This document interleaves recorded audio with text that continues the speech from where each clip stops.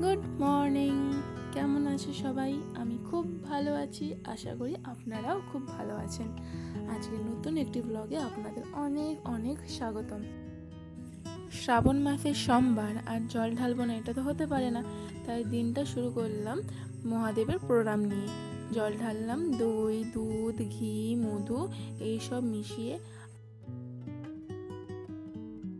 গঙ্গা জল দিয়ে ভালো করে শিবলিঙ্গটাকে পরিষ্কার করে আবার ফুল, বেলপাতা ও সামান্য গঙ্গা জল দিয়ে ভালো করে সাজিয়ে তুললাম।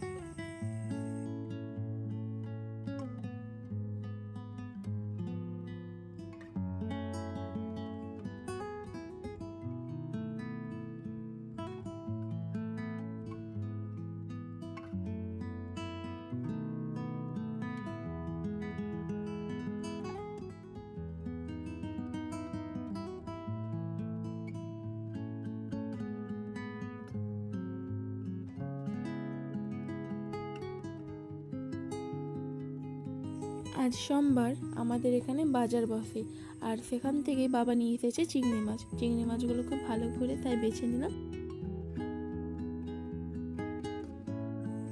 মা বলে চিংড়ি মাছ বাছার জন্য প্রথমে মুড়োটাকে ভালো করে কেটে নাও, এরপরে ভেতরে একটা ছোট্ট কালো ধরনের কিছু একটা থাকে, তো সেটা ভালো করে বের করে নিতে হয়, না হলে চিংড়ি মাছ খাওয়া যায় না।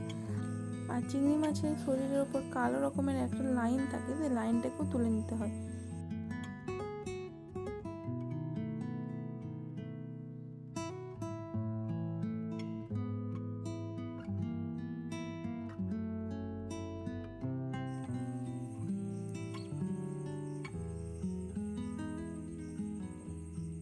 এবার চিংড়ি মাছটা ভালো করে বাছা হয়ে গেল, পরবর্তীগুলো ভালো করে এইভাবেই বেছে নেব।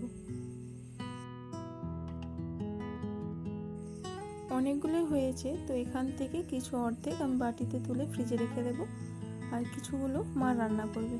আর যেহেতু সোমবার, আমি তো খাবো না, আর সেই জন্য এতগুলো হয়েছে, মা এবং বাবা খাবে, তাই নুন ও হলুদ দিয়ে ভালো করে মাখিয়ে রেখে দিলাম।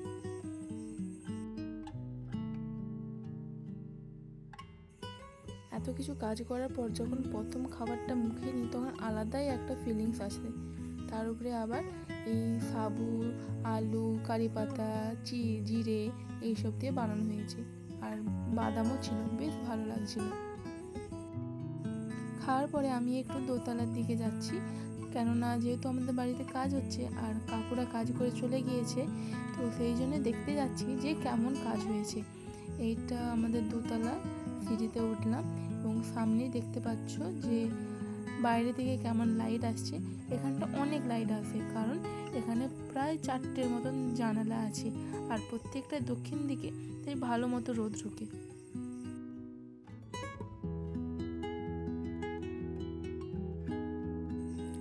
এটা হচ্ছে আমাদের লিভিং রুম।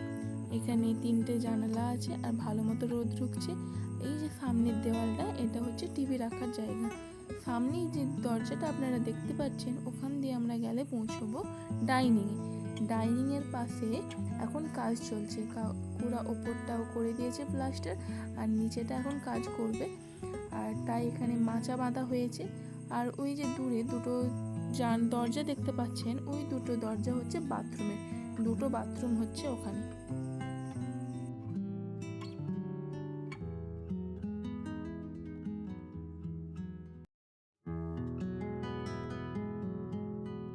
এরপরে আমরা যাব রুমে। আমাদের লিভিং রুমটাও প্লাস্টার হয়নি এখনো, আর রুমগুলোও হয়নি।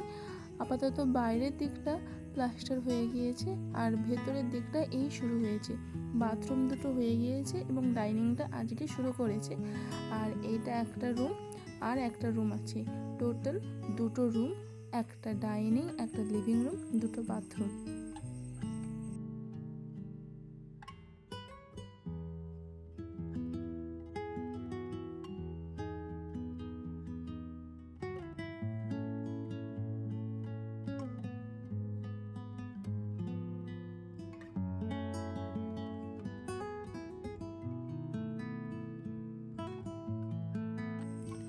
আর এই সিঁড়ি ধরে যে উপরে ঘরটা দেখতে পাচ্ছেন, সেটা হচ্ছে ঠাকুর ঘর।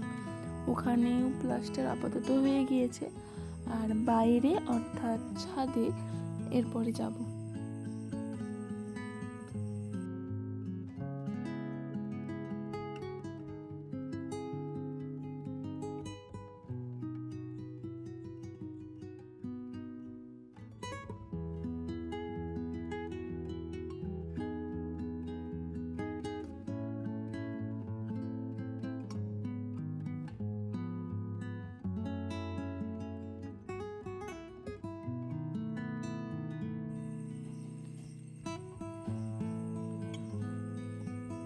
আজ দিনটা মেঘলা মতনই কেটেছে, কারণ কালকে রাত্রে প্রচণ্ড বৃষ্টি হয়েছিল। এমন বৃষ্টি হয়েছে যে মাঠে পুরো জল দাঁড়িয়ে গিয়েছে।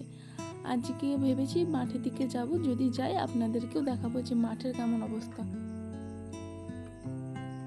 আর সামনে যে হলুদ রঙের ঘরটা দেখতে পাচ্ছেন, ওটা হচ্ছে বৌদিদের।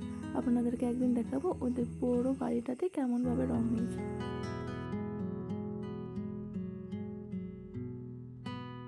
এখন এসেছি আমার একটা ফ্রেন্ডের বাড়িতে।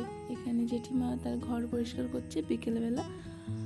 আর আমি এখন খুঁজছি সে কোথায়, কারণ তাকে বলা হয়েছিল যে আমরা জল দেখতে যাব মাঠে, কিন্তু এসে দেখি সে এখন রান্নায় ব্যস্ত। সে এখন বানাচ্ছে চাউমিন আর আমাকে বলছে যে কটা বাজে, কারণ আমি তাকে বলছি যে কখন যাবি, এত দেরি হয়ে গেছে, তুই এখনো রান্না করছু।